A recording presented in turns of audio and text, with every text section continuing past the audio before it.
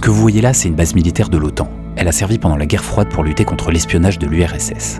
Et elle se trouve à 2300 mètres d'altitude au sommet d'une montagne. Et mon objectif, ça va être de l'atteindre, de dormir dedans et d'escalader les 2 paraboles qui sont là pour avoir une vue de dingue sur toute cette vallée. Sauf que comme vous pouvez le voir, on est en plein hiver, qu'il fait moins 5 degrés la nuit et qu'il n'y a aucune route pour y accéder.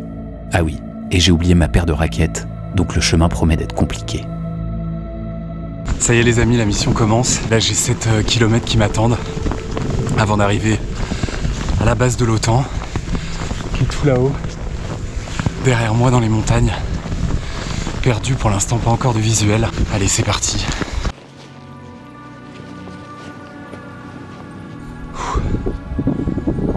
Bon, pour l'instant c'est assez difficile parce que la neige est pas très bien tassée et j'ai pas de raquette. Donc ça c'est évidemment une petite erreur. Je pense que ça va être plus compliqué que prévu. Là il y a une petite arête qui est pas trop enneigée, qui me permet d'économiser un peu d'énergie et de moins m'enfoncer. Là c'est tellement raide. Bon, j'ai regardé les prévisions météo aussi avant pour être prudent. Normalement il fera jusqu'en fin de journée, là il fait -2, -3. Mais dans la nuit ça descend à -5 ressenti -10. Donc j'espère que je vais quand même être abrité dans la base. Normalement j'ai ce qu'il faut en duvet mais c'est quand même froid à -10.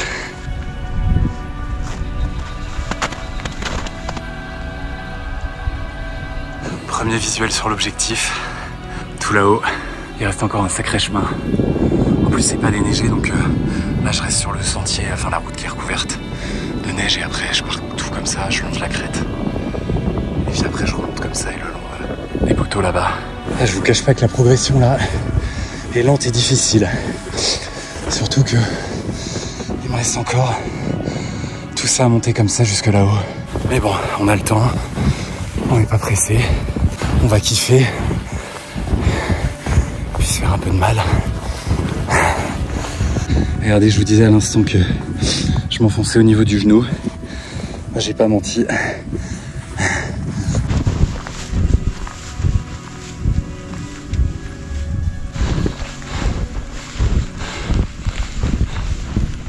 Regardez ça, les quantités de neige là qu'il y a.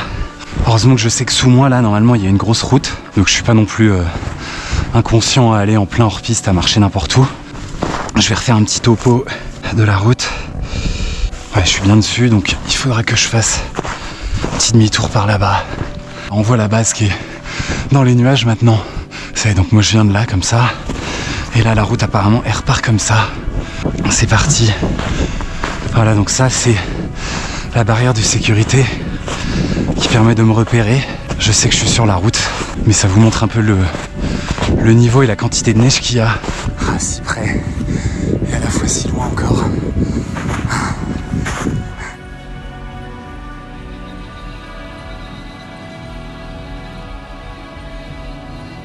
Bon, là on arrive dans quelque chose de moins engageant, à savoir un énorme nuage. Je vois même plus la base, ça va être physique. Ça monte de fou. Je suis rincé. C'est limite. Si j'y vais pas à 4 pattes.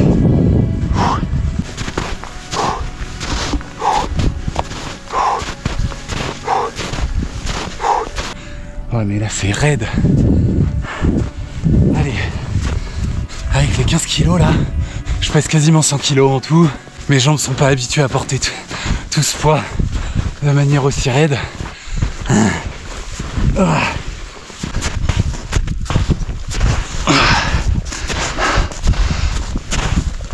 On le sent à mort sur les cuisses, ça tire de fou. Waouh, ça y est, on la voit. Oh la vache, j'étais caché en fait derrière par la butte et d'un coup boum, qui se dresse. Et ça doit être des traces de motoneige, je pense, parce que on voit les traces des chenilles. Ouais, ça se confirme. Waouh. Ah, c'était un morceau. On voit plus ma route là, mais je suis passé comme ça. Ah, c'était tellement dur. Là, c'est les bâtiments où on va dormir ce soir. Ça a l'air assez hospitalier comme ça.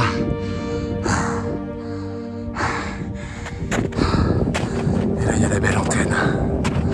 Majestueux. claqueuse. Ah là là, la claque. Waouh. Dingue. Ah, ça donne presque le vertige. Mais bon, c'est là-haut qu'on va monter demain. Bon, ce que je vous propose, c'est d'aller faire un petit repérage des bâtiments, voir un peu où on va dormir, poser le campement, explorer un peu les alentours. J'espère que je vais pouvoir rentrer dans un des bâtiments quand même, avec la neige qu'il y a. Puis je vais vous raconter l'histoire de ce lieu aussi, parce que c'est intéressant de savoir ce qui s'est passé et pourquoi c'était là. Regardez la neige là, complètement rentrée dans les baraquements. Normalement, au deuxième étage de celui-là, ça devrait le faire. Bon, je vous avoue que je suis pas très rassuré parce que je vois qu'il y a full neige à l'intérieur. Ça promet une nuit vraiment coriace. Waouh. Oh, la neige, comment elle fait pour rentrer jusque là oh là là. Ça promet. Oh. En fait, c'est une passoire le truc. Oh, je suis choqué, je pensais pas que ce serait aussi rempli de neige. Oh là là là là. La nuit là, ça va être l'horreur. Il y a de la neige de partout. Ah, regardez-moi cette enfilade de pièces. Il n'y a pas grand chose à voir puisque il y a tellement de neige de partout. Ah, c'est ouf. Là, il y a un lit de camp. Je vais peut-être utiliser ce lit de camp pour ce soir. Au moins, ça me décollerait du sol qui est froid. Je pensais que il y aurait une ou deux pièces qui seraient un peu plus abritées que ça. Je vous cache pas. Ça va être vraiment spartiate. Petit lit de camp quand même. Ça a l'air pas mal ça pour dormir. Hein. Et là, ça donne quoi? Pareil. À moins d'aller dormir là, de se mettre abrité. On va aller voir, il y a une dernière salle à l'étage qui a l'air un peu plus dark. Là, pour le coup, il n'y a peut-être pas de neige. Même là, il neige de fou. Oh la vache. Ah ouais, donc ça, c'est les combles. Ah, mais comme tout est ouvert. Bon, là, il n'y a pas de neige. Ah bon, c'est un peu glauque de dormir là. Putain, c'est bas de plafond en plus.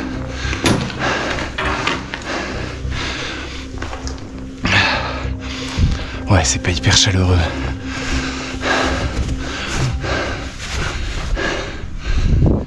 Bon bah voilà, vous avez un aperçu complet de ce qui m'attend. Maintenant, ça va être à moi de sélectionner le bon endroit. J'ai posé mes affaires dans une petite pièce qui est juste là. Pour l'instant, c'est la meilleure option dans ce bâtiment.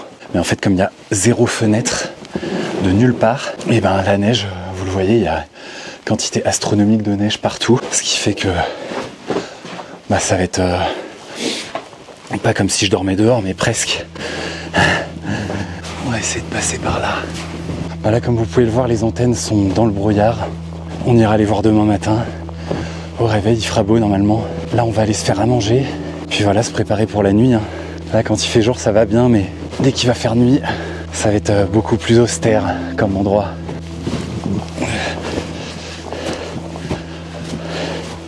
Bon alors j'ai vu, là il y avait un lit de camp. J'ai quand même bien envie d'essayer de prendre ça pour dormir dessus.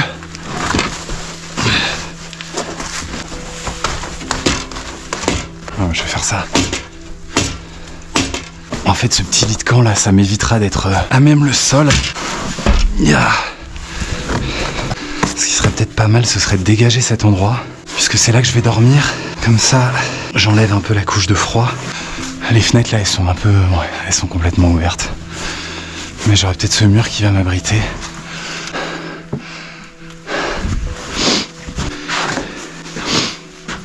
Parfait. Ah, magnifique. Pas mal. On va dormir là-dessus. Ça là, j'aurai la bâche sur le lit. Et puis, on va être bon. Ça y est, j'ai mis le lit de camp juste là, avec ma bâche. On va tester le setup. Bah nickel. J'ai le cul. Je suis tellement pas bien. J'ai le cul qui...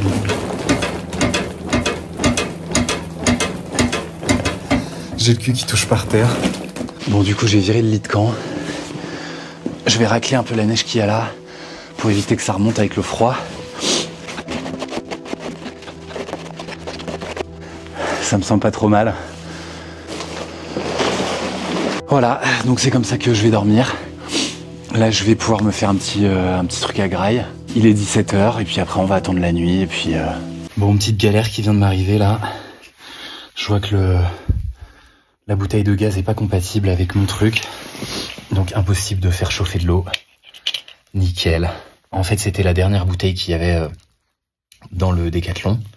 Et je me suis dit, évidemment, bouteille camping-gaz, ça va être compatible avec le système Décathlon. Eh ben non. Chut. Sous le nez, le plat chaud. Bon, je vais pas vous mentir, la semoule là que je m'attendais à bouffer chaude à l'eau froide, c'est vraiment pas ouf.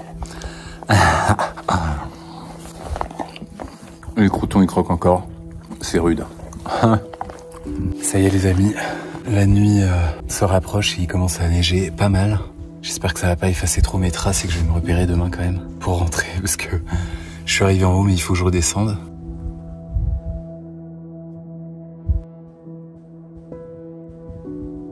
Bon, il va être temps de se coucher pour être en forme demain pour ce qui nous attend pour la suite de l'exploration et la petite grimpe en haut des antennes.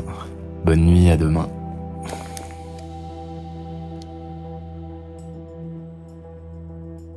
Ça y est les amis, il est 6 h 15. Le jour commence à se lever tout doucement. On a passé une nuit un peu froide, mais ça va. Je vais me préparer tranquillement et puis on va pouvoir attaquer la suite de l'exploration.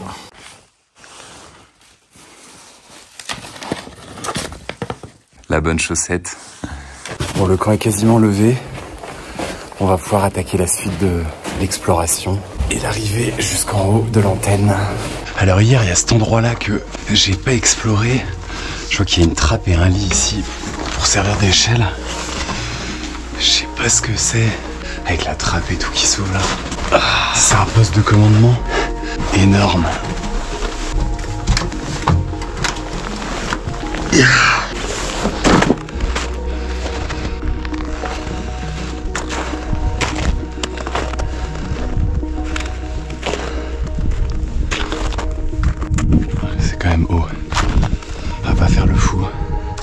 Et là, il y a les petites antennes qu'on va aller voir.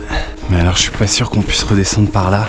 Si, il y a le pont là, mais je vais pas le tenter. On va repasser par là, puis on va redescendre. Allez, c'est parti.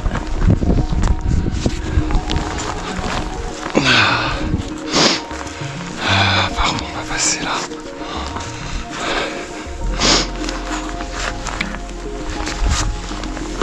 Avec ces chaussures là, c'est pas ouf en plus.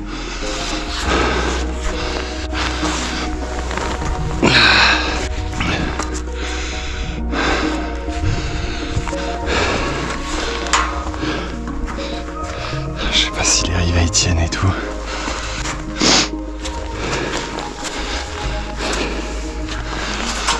Ouah, ça a l'air méga haut. Oh.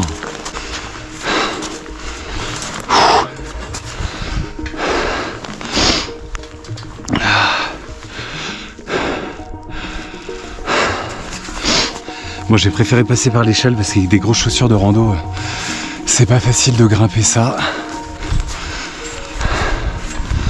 Oh la vache, c'est haut.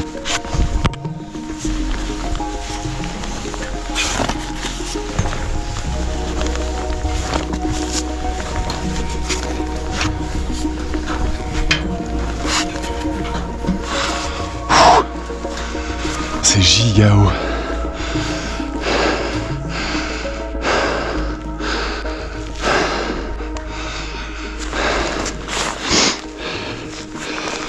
Celle-là, c'est la plus haute en plus, j'ai l'impression.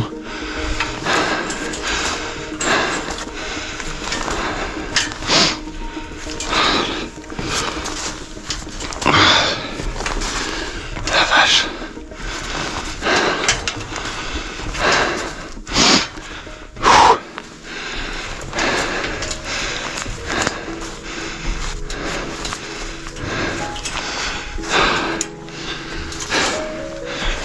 Ouah, la vache.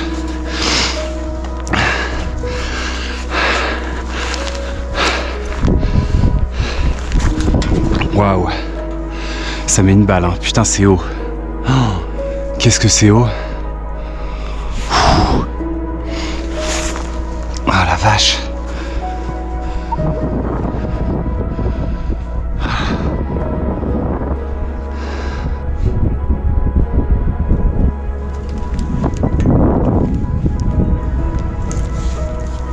En 1969, l'OTAN a tout simplement rasé à la dynamite le sommet de la montagne sur laquelle on se trouve. La raison est simple, construire cette base et installer les 2 énormes paraboles que vous voyez là. Et l'enjeu était grand. À l'époque, c'est la guerre froide et tous les moyens sont bons pour s'espionner. Les pays de l'Ouest ont donc construit un réseau de 49 stations radar comme celle-ci, et pour communiquer entre elles sans se faire intercepter, ces stations utilisaient la troposphère. C'est la première couche de l'atmosphère qui monte jusqu'à 13 km d'altitude. Les ondes sont émises, le signal monte vers le ciel, rebondit contre la troposphère et redescend en diagonale vers la station suivante. Et à l'époque, c'est la méthode la plus sûre de communication parce que le signal est crypté et très difficile à intercepter à cause de sa direction. Et donc après moi, il faut que je repasse par là et que je suive le début des traces et après je pars comme ça, tout là-bas sur la crête. Et derrière la vallée. Allez, on va redescendre maintenant en faisant gaffe de pas se viander.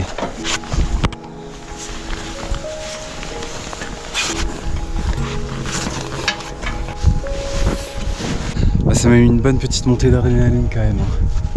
Putain, quand t'es là-haut, c'est haut. Il va être temps de lever le camp et de redescendre. On se remet en route. Allez, c'est parti.